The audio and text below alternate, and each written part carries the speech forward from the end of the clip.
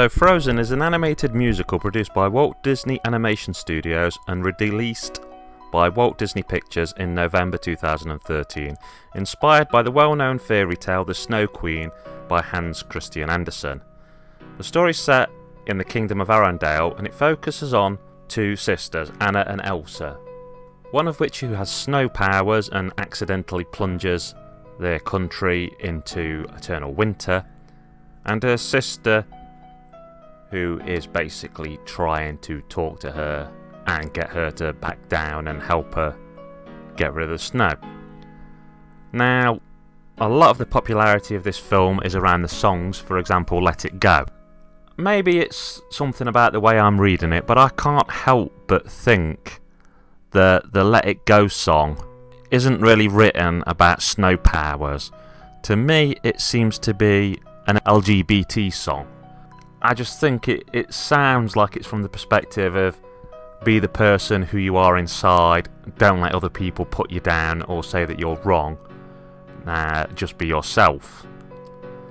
And I'm not going to say that's a bad message, because in reality that's a good message, but I also hate this whole modern thing of songs which are basically so preppy and go you're the most wonderful person in the world, you're special like no one else. I hated the whole Greatest Showman because of that. You know, call me a miserable, dour person if you like, but I happen to come from a place where I actually think most of humankind is gutter trash. So, a little bit too happy-go-lucky for my liking. As for other songs in the film though, I do find Do You Want to Build a Snowman incredibly sweet. You know, that song fares much better with me. And I also do like the Reindeers Are Much Better Than People song. I suppose, again, it meets my dour mood and my dislike of people. But I especially like the little bit of a Fixer-Upper song. I think that's magical, and, you know, the message behind that is you can't really change people, but if you give people love and support, then you'll bring out the best version of them.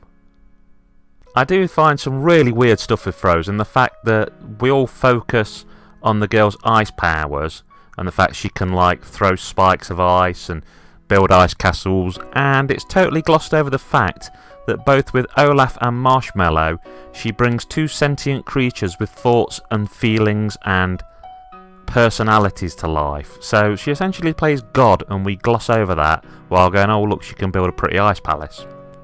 I do like the fact that I do think it challenges certain Disney ideas. For example, you meet Hans, who the sister automatically falls in love with. He's the handsome prince who's got everything you could possibly want, and yet he turns out to be a conniving dick. Meanwhile, Kristoff, who appears to be a bit slobby, antisocial, obsessed with his reindeer, ultimately proves to be the better man because there's more to him on the inside. Also, you know, with Anna becoming an ice queen throwing ice powers around, it does backwards on this whole like evil queen idea by going, look, she might have this magic but she's a person with thoughts and feelings and fears. Overall, I think Frozen's a pretty darn good film, but it got pushed so hard and hyped so hard, and Let It Go was played in so many places that I can't blame anyone for wanting to take an ice pick and drill their own skull in. But, you know, I do love a lot of things about it.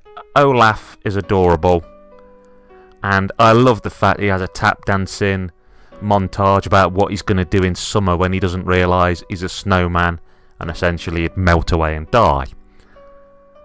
I think that there's some great humour in here. There's some good action. But for me, it is killed by the need to sing sometimes.